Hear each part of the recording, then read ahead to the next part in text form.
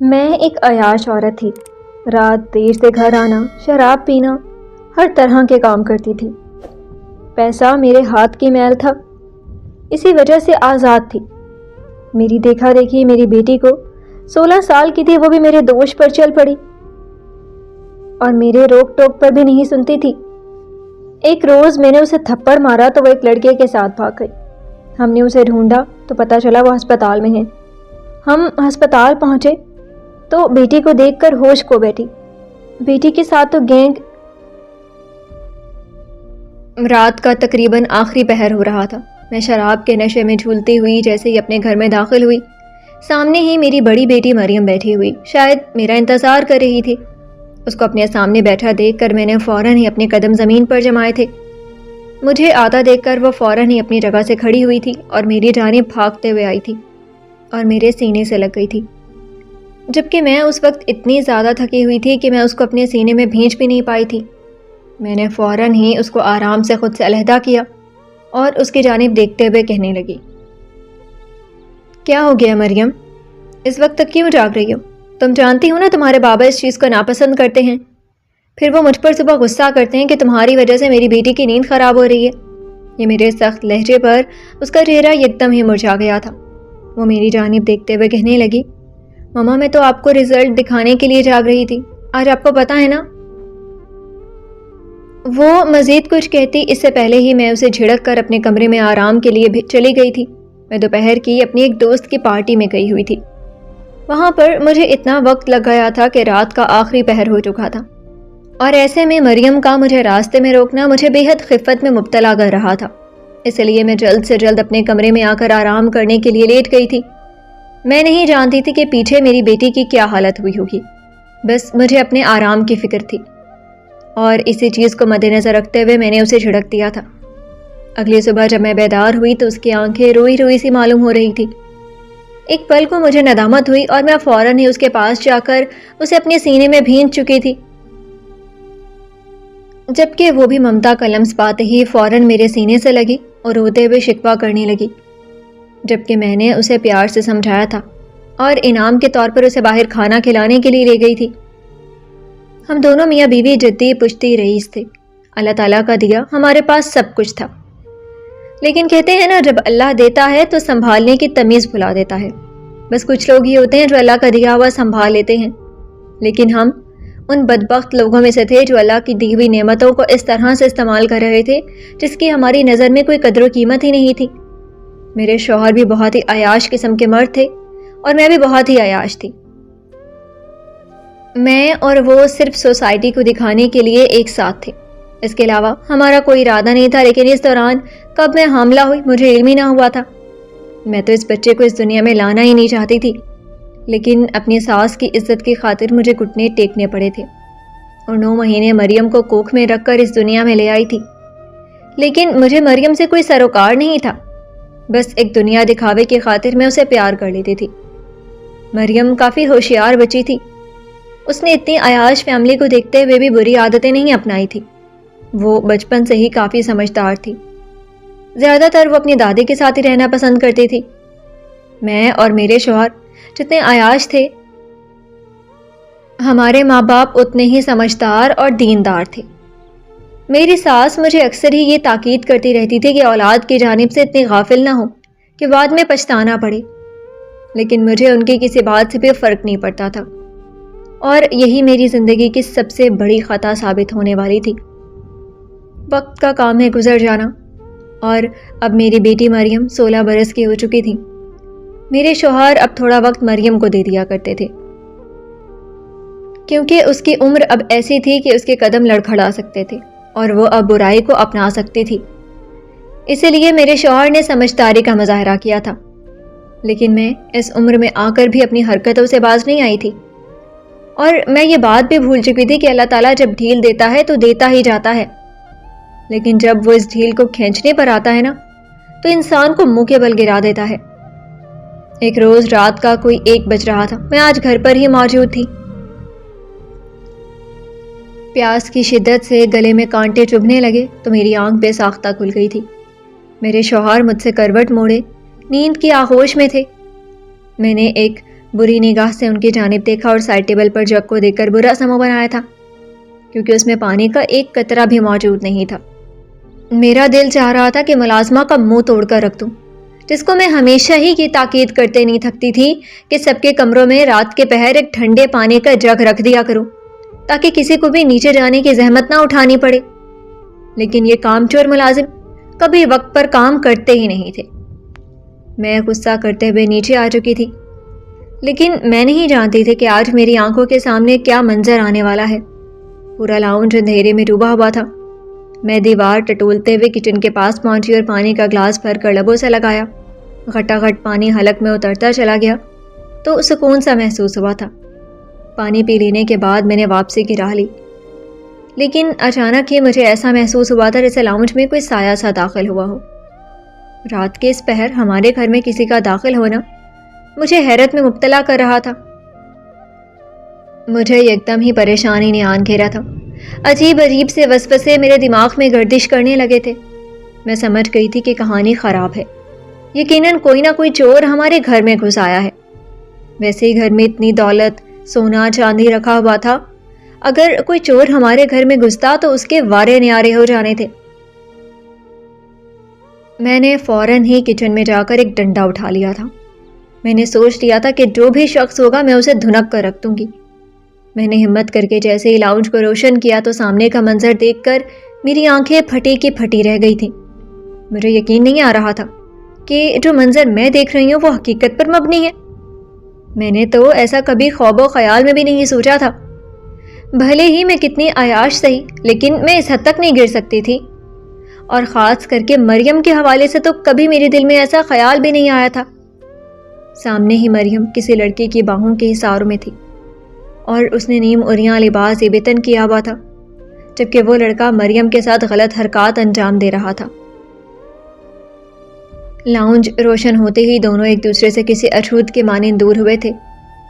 میں ابھی اپنے حلق سے کوئی الفاظ نکالتی اس سے پہلے ہی وہ لڑکا ڈر کے مارے ہمارے گھر سے بھاگ گیا تھا، جبکہ سامنے مریم کو ایسے لباس میں دیکھ کر میں زمین میں گڑنے والی ہو گئی تھی۔ میری بیٹی کی عمر ابھی صرف 16 برس تھی، اور اس کی حرکت دیکھ کر مجھے حیرانگی ہو رہی تھی۔ میں ابھی کچھ کہتی اس سے پہلے ہی مریم بھاگ کر اپنے کمرے میں بند ہو چکی تھی۔ دل بہت برے طریقے سے کانپ رہا تھا۔ ایسا محسوس ہوتا تھا جیسے میری بربادی کے دن شروع ہو چکے ہیں۔ اچانک ہی میری آنکھوں کے سامنے ٹھم سے اپنی جوانی کا وہ وقت لہرایا تھا جب میری ماں بھی اس طرح سے ہی پریشان ہوتی تھی۔ میں نے فوراً ہی اپنا سر جھٹکا اور اپنے کمرے کی طرف راہ لی تھی، لیکن میری حالت کافی غیر ہو چکی تھی۔ وہ رات میرے لیے کافی اذیت ناک تھی۔ یعنی میری بیٹی 16 سال کی عمر میں منہ کالا کروا چکی تھی۔ یہ ہمارے لیے کافی شرمندگی کی بات ہونے والی تھی۔ خدا نہ کرے اگر اس نے کچھ الٹا سیدھا کر لیا ہوا تو ہم کسی کو منہ نہیں دکھا سکتے تھے۔ یہی سوچ آتے ہی میرا جسم پر لرزہ طاری ہو گیا تھا۔ مجھے وہ رات کسی عذاب کی مانند لگ رہی تھی۔ اگلی صبح میں جلدی ہی بیدار ہو کر اپنی بیٹی کے دروازے پر پہنچ چکی تھی، لیکن دروازے کو اندر سے اس نے بند کر لیا تھا۔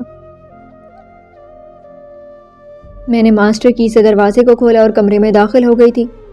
وہ انہی کپڑوں میں نیند کے آغوش میں تھی۔ میرا بس نہیں چل رہا تھا کہ میں اپنی بیٹی کو اس وقت دھنک کر رکھ دوں، لیکن میں نے سمجھداری کا مظاہرہ کرنا تھا۔ اگر میں اس طرح جلد بازی کرتی یا اس پر بے جا سختیاں کرتی تو وہ میرے ہاتھ سے نکل سکتی تھی، اور ہو سکتا تھا کہ وہ مزید باغی ہو کر اور غلط کام کرتی۔ میں اپنے شوہر کی نگاہوں میں اپنی بیٹی کو اعلیٰ درجے پر چاہتی تھی، کیونکہ میرے شوہر اپنی بیٹی سے بہت محبت کرتے تھے۔ اگر انہیں اس سے نفرت ہو جاتی تو یہ میرے لیے بہت ہی دردناک بات ہوتی۔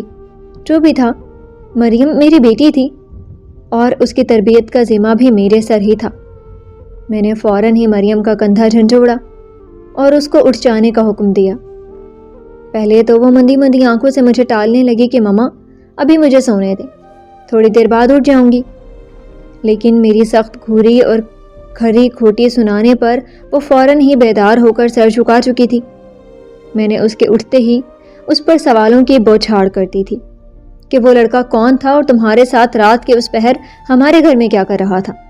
آخر تم یہ سب کیا کرتی جا رہی ہو؟ کچھ بتانا پسند کرو گی؟ تب اس نے یکدم ہی بیزاری دکھائی تھی اور میری جانب دیکھتے ہوئے بولی، جب آپ کو اپنی بیٹی کا ہوش ہی نہیں ہوگا تو میں ایسے ہی کروں گی. آپ اپنے آپ سے مطلب رکھیں، اپنی پارٹیز کو انجوائے کریں. آج میری بیٹی کے لہجے میں جو بغاوت تھی اس کو دیکھ کر میرا جسم زلزلوں کی زد میں آ گیا تھا. وہ مزید بولی، آپ کو مجھ سے کوئی سروکار ہونا ہی نہیں چاہیے. اپنی بیٹی کے منہ سے ایسی بات سن کر میرا تو غصہ 7ویں آسمان پر جا پہنچا تھا اور میں نے گھماتا ہوا سناٹے دار تھپڑ اس کے منہ پر رسید کیا تھا، جس کی تاب نہ لاتے ہوئے وہ اس وقت ہی اپنے بستر پر گر گئی تھی.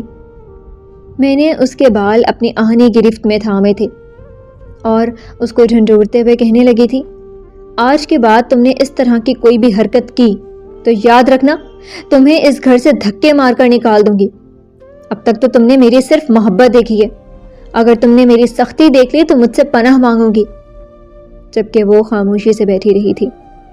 میں اسے ڈانٹ پھٹکار کر کے اپنے کمرے میں آ گئی تھی. یہ کرنے کے بعد مجھے تھوڑا سکون محسوس ہوا تھا. آج اپنی بیٹی کے منہ سے ایسی بات سن کر مجھے بے حد افسوس ہو رہا تھا. اپنی سرگرمیوں میں اپنی بیٹی کی تربیت کرنا ہی بھول چکی تھی. میری بیٹی مجھ سے ہی بغاوت پر اتر آئی تھی. یہی سوچ کر مجھے اپنا دم گھٹا ہوا محسوس ہو رہا تھا. تھوڑی دیر بعد میں کمرے سے باہر آئی اور کچن کی جانب چلی گئی تھی. میں خود کا دھیان بھٹکانا چاہتی تھی، کیونکہ اگر میں مریم کے بارے میں ہی سوچتی رہتی تو میری طبیعت مزید خراب ہو جاتی اور میں ایسا نہیں چاہتی تھی. نہ ہی میں اپنے شوہر کو شک میں پڑنے دینا چاہتی تھی، کیونکہ اگر وہ مریم سے نفرت کرنے لگتے تو ہو سکتا تھا وہ اپنی اتنی جائیداد اپنے بہن بھائیوں کے بچوں کے نام کر دیتے اور میرے اور میری بیٹی کے ہاتھ کچھ نہیں آتا.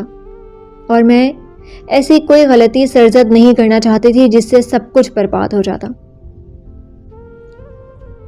ناشتے کی میز پر بھی مریم کمرے سے باہر نہیں آئی تھی. میرے شوہر نے بھی مجھ سے پوچھا تو میں نے انہیں ٹال دیا تھا کہ اس کی طبیعت ٹھیک نہیں ہے، میں اس کو ناشتہ اس کے کمرے میں ہی کروا دوں گی. جبکہ وہ جاتے جاتے بھی مجھے تاکید کر کے گئے تھے کہ مریم کا خیال رکھنا، وہ بہت ہی نازک ہے، جلد ہی بیمار ہو جاتی ہے. میں نے سر کو اسبات میں ہلا دیا تھا اور انہیں بے فکر کر کے آفس بھیج چکی تھی. میں ابھی لاؤنج میں بیٹھی اپنی بیٹی کے متعلق سوچتی رہی تھی کہ اچانک ہی میرا موبائل رنگ ہوا تھا تو سامنے میری دوست نسیمہ کی کال آئی ہوئی تھی. میں نے فوراً ہی اس کی کال اٹینڈ کی. اس نے آج کی پارٹی کے بارے میں مجھے بتایا. پہلے تو میں اسے منع کرنا چاہتی تھی، لیکن یہ پارٹی بہت ہی بڑے پیمانے پر ہو رہی تھی. اگر آج میں اس پارٹی میں شرکت نہیں کرتی تو مزید اور اچھی کلاس کی عورتوں سے میری سلام دعائی نہیں ہو پاتی. اس لیے میں نے فوراً ہی وہاں جانے کی رضامندی دے دی تھی. ملازمہ کو مریم کا خیال رکھنے کا بول کر اپنے کمرے کی جانب چلی گئی تھی. لیکن میں نہیں جانتی تھی آج ہمارے ساتھ کیا ہونے والا ہے. میں پارٹی میں جا چکی تھی جبکہ میرے شوہر آفس میں تھے. گھر میں محض 2-4 ملازمہ ہی تھیں. رات کو جب میں لیٹ نائٹ گھر واپس آئی تو میرا آشیانہ اجڑ چکا تھا. میری 16 سال کی معصوم سی مریم گھر کو چھوڑ کر چلی گئی تھی. یہ خبر میرے لیے کسی طوفان کی طرح تھی. میرے شوہر مریم کی جانب سے لکھا ہوا وہ خط ہاتھ میں تھامے بیٹھے ہوئے تھے. مجھے دیکھتے ہی وہ برس پڑی کہ کہاں سے تم آوارہ گردی کر کے آ رہی ہو؟ تمہاری بیٹی نے جو چاند چڑھایا نا، تم بھی دیکھ لو. وہ یہ بول کر اس خط کو میری جانب اچھال چکے تھے.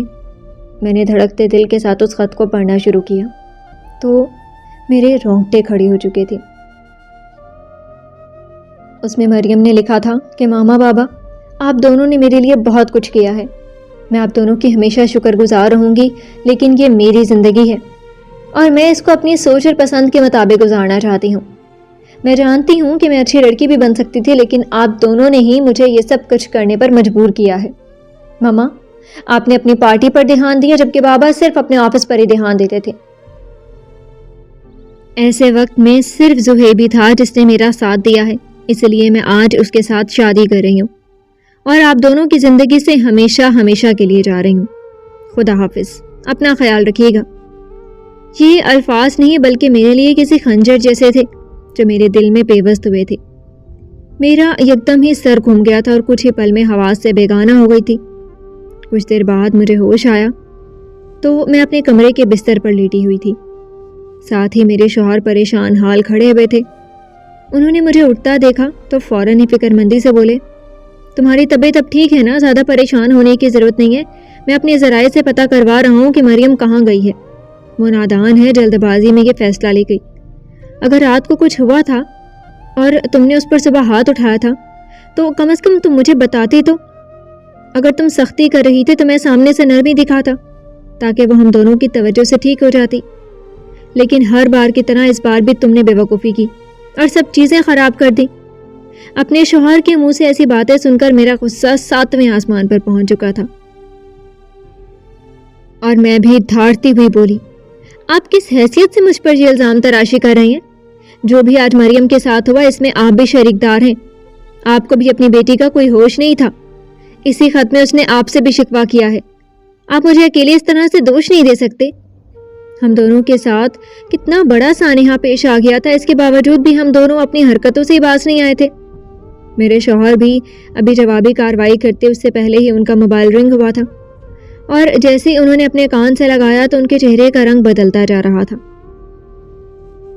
جبکہ ہاتھ پاؤں بالکل ٹھنڈے پڑ گئے تھے۔ ان کی حالت کو دیکھ کر میں سمجھ گئی تھی کہ خبر مریم کی جانب سے ہے۔ میں فوراً ہی اپنی جگہ سے کھڑی ہوئی اور ان کے ہاتھ سے موبائل چھین کر اپنے کان سے لگایا تھا، اور سامنے والی میری آواز سن کر مریم کی خبر دی تو میرے قدموں تلے سے زمین نکل چکی تھی۔ اچانک ہی میرے شوہر اپنے دل پر ہاتھ رکھ کر ڈھہ سے گئے تھے۔ میں نے فوراً ہی اپنے شوہر کو سنبھالا تھا کیونکہ میں جانتی تھی ان کے لیے خبر کسی بم کے مترادف ہے۔ میری حالت بھی کافی غیر ہو چکی تھی۔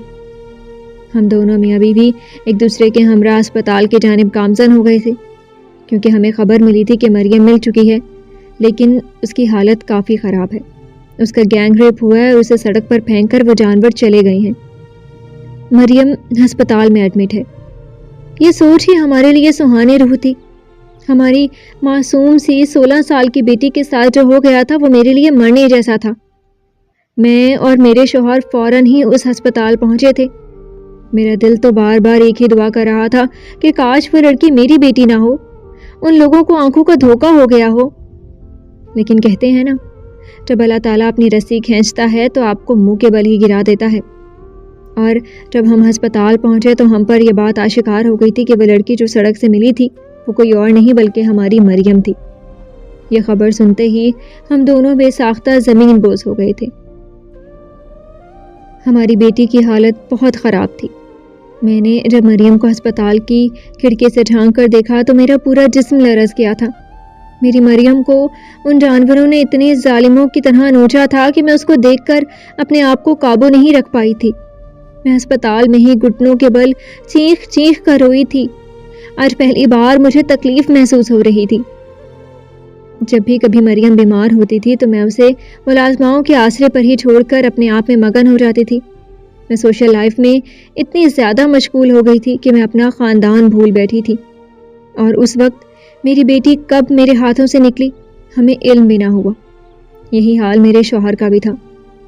ہم دونوں نے ایک دوسرے سے ایک دفعہ بھی بات نہیں کی تھی۔ کچھ روز بعد ہی مریم کو ہسپتال والوں نے ڈسچارج کر دیا تھا، لیکن مریم نے ہم دونوں میاں بیوی سے ایک بات نہیں کی تھی، بلکہ وہ تو ہماری جانب دیکھنا بھی نہیں چاہتی تھی، جبکہ میں بہانے سے اپنی بیٹی کو مخاطب کر رہی تھی۔ لیکن اس نے میرے ہر سوال کا جواب ہاں ہوں میں ہی دیا تھا۔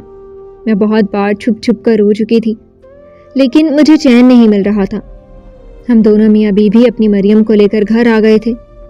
اس کو سلا کر ہم دونوں اپنے کمرے میں تھوڑی دیر نیم دراز ہی ہوئے تھے کہ اچانک ہی ہمیں مریم کی چیخ کی آواز سنائی تھی۔ ہم دونوں بھاگ کر جیسے ہی اس کے کمرے میں گئے تو سامنے کا منظر دیکھ کر ہم دونوں کے اوسان خطا ہو گئے تھے۔ ایک ملازمہ کھانے کی ٹرے تھامے کھڑی ہوئی تھی، تھر تھر کانپ رہی تھی، جبکہ مریم بیڈ گراؤنڈ سے لگی چیخ چیخ کر رو رہی تھی۔ اس کی یہ حالت دیکھ کر میرا کلیجہ پھٹنے کے قریب آ گیا تھا۔ میں بھاگ کر اپنی بیٹی کو اپنے سینے میں بھینچ چکی تھی، جبکہ وہ مسلسل ایک ہی بات کہہ رہی تھی کہ مجھے مت برباد کرو، میں تم سے محبت کرتی ہوں، مجھے اس طرح سے اذیت مت دو، مجھے تکلیف ہو رہی ہے، مجھے درد ہو رہا ہے، مجھے چھوڑ دو۔ میرے شوہر نے جب یہ الفاظ سنے تو انہوں نے تکلیف سے آنکھیں میچ لی تھی، اور یہی حال میرا بھی تھا۔ میں نے دل سے بد دعا دی تھی کہ جن لوگوں نے میری بیٹی کی یہ حالت کی ہے خدا ان سب کو غارت کر دے، جبکہ مریم چیختے چیختے میرے ہاتھوں میں ہی بے ہوش ہو گئی تھی۔ میری ساس کو جب اس بات کا علم ہوا تو وہ فوراً ہی ہمارے گھر آئی تھی، اور جب انہوں نے اپنی پوتی کی یہ حالت دیکھی تو مجھے اور میرے شوہر کو بہت کھری کھوٹی سنا کر وہ اپنے ہمراہ مریم کو ہمارے گھر سے لے گئی تھی، جبکہ مریم بھی اپنی دادی کو دیکھ کر ان کے سینے سے لگ کر زاروں کی تار ہوئی تھی، اور اس کا رونا ہم سب کو ہی آپ دیدہ کر گیا تھا، جبکہ اب میں مکمل طور پر بدل چکی تھی۔ لیکن اب کوئی فائدہ نہیں تھا، جس کو ہماری جب ضرورت تھی تب ہم دونوں میاں بیوی ہی اس کے لیے میسر نہیں تھے۔ میں نے اللہ کی رسی کو تھام لیا تھا، میں ان کے آگے سجدہ ریز ہو کر اپنی غلطیوں کی معافی مانگتی رہتی تھی تاکہ اللہ میری بیٹی کو پہلے جیسا کر دے۔ ہم دونوں میاں بیوی ہر ہفتے اپنی بیٹی سے ملنے کے لیے جاتے تھے، لیکن نہ وہ مجھ سے ملاقات کرتی تھی اور نہ ہی میرے شوہر سے۔ دھیرے دھیرے وہ اپنی دادی کے ساتھ رہتے ہوئے خود کو سنبھال چکی تھی، اور اس نے بھی میری طرح اللہ تعالیٰ کی رسی کو تھام لیا تھا۔ میری ساس نے اسے دین کے راستے پر لگا دیا تھا، اور دیکھتے ہی دیکھتے اس نے چند ماہ میں ہی قرآن پاک مکمل طور پر پڑھ لیا تھا، اور 2 سال بعد اس نے قرآن پاک کو اپنے سینے میں اتار لیا تھا۔ میری بیٹی اب برقع پہننے لگی تھی، اس نے اپنے آپ کو مکمل طور پر چھپا لیا تھا۔ میرے لیے اور میرے شوہر کے لیے یہ بہت ہی فخر کی بات تھی۔ اب میری بیٹی کافی سمجھدار ہو گئی تھی، اس نے حالات کو قبول کر لیا تھا، اور ہم دونوں میاں بیوی کو بھی معاف کر دیا تھا، جبکہ میں آج بھی اپنے اللہ سے رو رو کر اپنے گناہوں کی معافی مانگتی ہوں۔ جو کچھ بھی میں نے غفلت میں کیا تھا اس سب کا خمیازہ میری پھول سی بیٹی نے سہا تھا، اور یہی چیز میرے لیے بہت ہی دکھ کی بات تھی۔